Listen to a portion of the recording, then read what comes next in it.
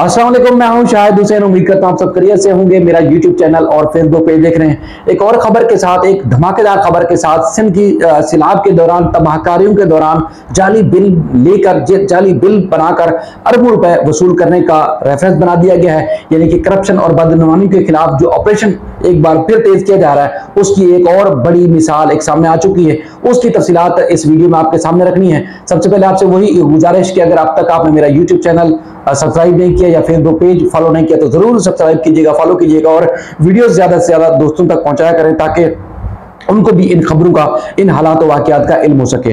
देखिए, सबसे पहले मैं आपको एक तवील अरसे से बता रहा हूं कि अब एक बार फिर ऑपरेशन शुरू होने वाला है कि जिस तरह पीडीएम की हुकूमत ने अपने रेफरेंसेस, अपने ऊपर जो करप्शन के धब्बे थे, जो दाग थे, उन्होंने धोने की भरपूर कोशिश की। 16 महीनों में जिस तरह आवाम को लूटा घसूटा और उसके बाद फिर आज आवाम इस नहज तक पहुंचे हुए हैं कि सड़कों पर मारे मारे फिर रहे हैं। बिजली का बिल अदा करने के पैसे नहीं है, चीनी, आटा और दीगर जो चीजें हैं उनकी कीमतें कहां पहुंच चुकी हैं आप खुद अंदाजा लगा सकते हैं। लेकिन उन्होंने कोई और रिलीफ नहीं दिया। लेकिन अब मैं आपको बता रहा हूं कि जैसा हुकूमतें तब्दील हुई हैं और सबको नजर आ रहा है कि इंतखाबात फौरी नहीं होने वाले, बहुत बड़ी कवानीन में तरमीम होगी, बहुत मामलात को, हालात और वाकयात को तब्दील किया जाएगा। उसके बाद फिर हालात जब सूटेबल होंगे, करप्ट अनासर के खिलाफ भरपूर कार्रवाई हो चुकी होगी, उसके बाद मैं आपको बावसूख से बता रहा हूं कि उस वक्त इलेक्शन होंगे और उस वक्त आपको मुल्क आगे पॉजिटिव सिमत में चलता हुआ नजर आएगा। क्योंकि इस तरह की अपडेट्स और इस तरह की तफसीलात अब सामने आ रही है कि अब किसी को इस तरह नहीं बख्शा जाएगा कि माजी में जिस तरह के ऑपरेशन और जिस तरह की आप चीजें देखते हैं कि करप्शन के खिलाफ हो रही हैं, उसके बाद फिर वही लोग आके हुकूमत करते हैं और दोबारा बार बार वो या उनके खानदान के लोग घूम फिर के आते हैं। अब जो है वो इदारों ने तय कर लिया है, बल्कि ठान लिया है कि अब किसी भी करप्ट अनासर को किसी भी ओहदे पर ना तैनात कराया जाएगा, ना किया जाएगा और ना ही उससे किसी किस्म का काम लिया जाएगा। अगर कोई माजी में कर चुका है तो उनको ना सिर्फ करार वाकई सजा दिलाई जाएगी, बल्कि उनको उनके जो है वो लूटी रकम भी वापस लेने की कोशिश की जाएगी। और अब इसकी मिसाल मिलना शुरू हो गई है।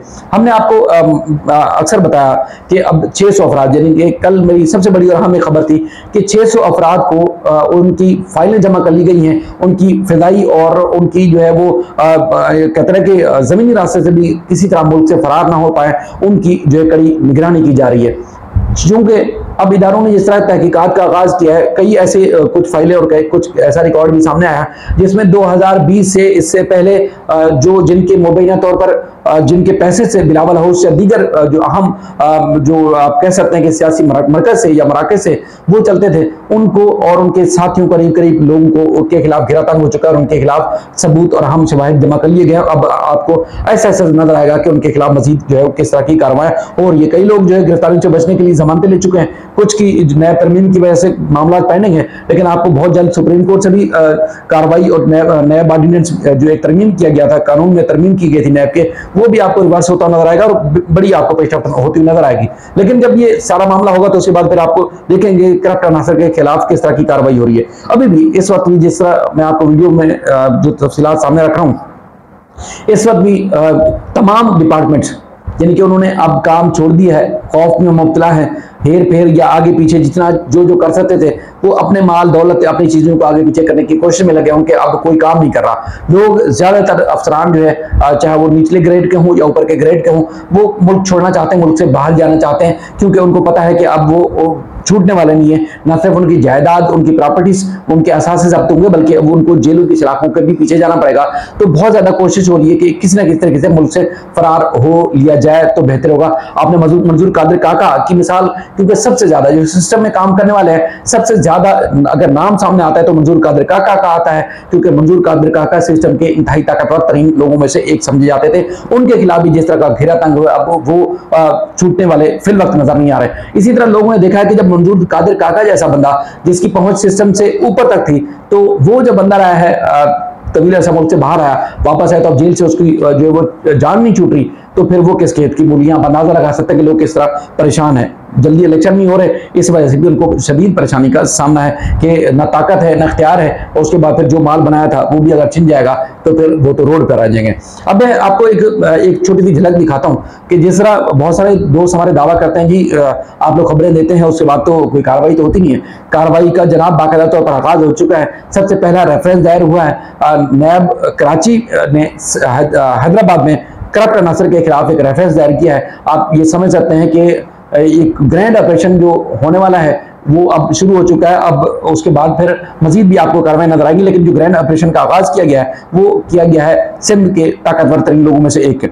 अब मैं जो खबर आपके सामने रख रहा हूं, आप खुद भी अंदाजा लगाएंगे कि बड़े बड़े दावे करते हैं कि देखें जी गरीब है, लुट गया, सैलाब आ गया, तबाहकारियां हुई, हम पीछे चले गए, मैशियत हमारी खराब हो गई, सब कुछ। हालांकि रेफरेंस जो बता रहा है कि ये उन अवाम को दिलासा देने वाले नहीं थे, ये अवाम की फलाह बहबूद के लिए उन डूबती अवाम, मरती से सकती अवाम को बचाने वाले नहीं, बल्कि उनके नाम पर पैसा लूटने वाले लोगों में से एक है जिनके नाम सामने है। बिल्कुल सिंध में जो सैलाब की तबाहकारियां हुई थी उससे बचने के नाम पर मुहिम का आगाज किया गया था। उस दौरान इन्होंने जाली बिल बढ़ाकर, यानी कि सैलाब मुतासिरीन की बहाली के नाम पर जाली बिल बनाए और उसके बाद फिर कौमी खजाने को लूटा, इस बात का इंकशाफ हुआ है। RBOD 2 के नाम पर जो तामीरात की गई थी, आपको पता है कि एक मुख्तलिफ जो जगह हैं, शहर हैं, उनको बंद बांधने के नाम पर जो है वो एक बजट जारी किया गया था। उसमें 3 अरब 52 करोड़ रुपए की करप्शन हुई। उस करप्शन की नजर हो गए नैब रेफरेंस की जो तफसीलात सामने आई है उसके मुताबिक नैब ने जो नैब हैदराबाद की अदालत में बाकायदा तौर पर रेफरेंस दायर हुआ है और इंतहाई काबिल अफसर है कराची के, जिन्होंने इस पे काम किया और पूरी नेक नीति ईमानदारी के साथ जो है वो रेफरेंस बनाया और उसके बाद उस रेफरेंस में प्रोजेक्ट डायरेक्टर, कॉन्ट्रैक्टर समेत तकरीबन 41 मुल्जमान को जो है वो नामजद किया गया है। रेफरेंस के मुताबिक सरकारी अफसरान, इनके अहलखाना और फ्रंटमैन के नाम पर जो थे इस सारे इनको मुल्जिम नामजद किया गया है और चेयरमैन की दरखास्त पर RBDO की तामीर की जो करप्शन थी उसकी तहकीकात पहले जो है वो एंटी करप्शन करा था, उसके बाद नैब को सुपुर्द की गई थी। सैलाब की तबाहकारियों से बचने के नाम पर जाली बिल्स के जरिए कौमी खजाने को नुकसान पहुंचाया गया और कॉन्ट्रैक्टर फहीम अहमद सुमरो को बगैर किसी काम के मुल्जमान की मिली भगत से गैर कानूनी तौर पर अदायगियां की गई, यानी कि वो उसने काम नहीं किया था, फहीम अहमद सुमरो ने उसको कॉन्ट्रैक्टर शो किया गया और उसके बाद फिर जाली बिल बनाकर उसको अदायगियां भी कर दी गई। प्रोजेक्ट के डायरेक्टर मुनव्वर अली बुरदार ने भी जाली बिल्स पास कराकर कॉन्ट्रैक्टर के जो है वो से रकम वसूल की। प्रोजेक्ट डायरेक्टर है मुनव्वर अली बुरदार, इन्होंने जाली बिल पास कराकर कॉन्ट्रैक्टर्स को के जरिए उन्होंने जो है वो पैसे वसूल किए। इसके अलावा सुपरिटेंडेंट RBOD 2 वकार अहमद कादरी ने भी अपने इख्तियारात का गलत इस्तेमाल किया और जाली बिल्स मंजूर कराए।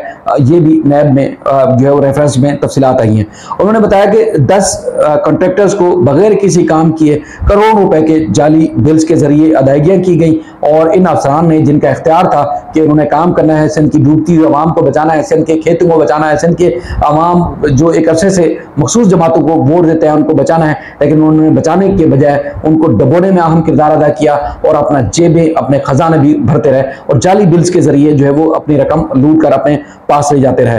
तो ये रेफरेंस में बाकायदा तौर पर लिखा गया है। बताया गया है कि मुल्जिम फहीम अहमद सुमरो ने भी जब ये नैब ने इनके ऊपर हाथ डाला और उसके बाद ये रंगे हाथों पकड़ा गया तो इस मुल्जिम ने नैब से प्ली बार्गेन कर ली।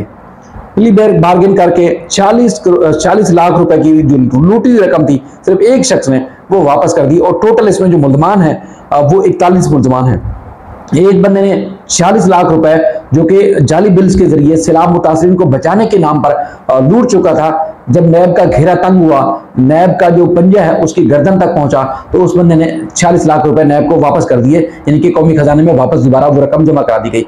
बाकी जो मुल्जमान हैं 41 मुल्जमान हैं, अब एक का भी अगर 46 लाख रुपए आप लगाएंगे, 40 लाख रुपए कितना पैसा बनेगा। तो मजमूई तौर पर जो पहला शिकार किया है नैब ने 3 अरब 52 करोड़ रुपए की करप्शन थी उसको बेनकाब किया है और उसका इंकशाफ हुआ है और उसके बाद इनके खिलाफ रेफरेंस दायर कर दिया है। मजीद भी इस तरह की तहकीकात और मजीद बड़े पैमाने पर जो है वो काम का आगाज कर दिया है। आने वाले दिनों में आपको मजीद इस तरह की चीजें मिलेंगी जिसमें आपको मुल्जमान के खिलाफ घेरा तंग होता नजर आएगा। अब की बार ना कोई दोबारा से हुकूमत में आएगा जो सोर्सेज बताते हैं और ना ही ये इनके पास इख्तियारात आएंगे और ना ही दोबारा से आवाम को चूना लगाने के लिए उन इख्तियारात का नाजायज इस्तेमाल कर सकेंगे। उम्मीद है अल्लाह ताला हमारे इस मुल्क का, हमारी कौम का हामी नासिर होगा। अपना ख्याल रखिएगा। अल्लाह हाफिज।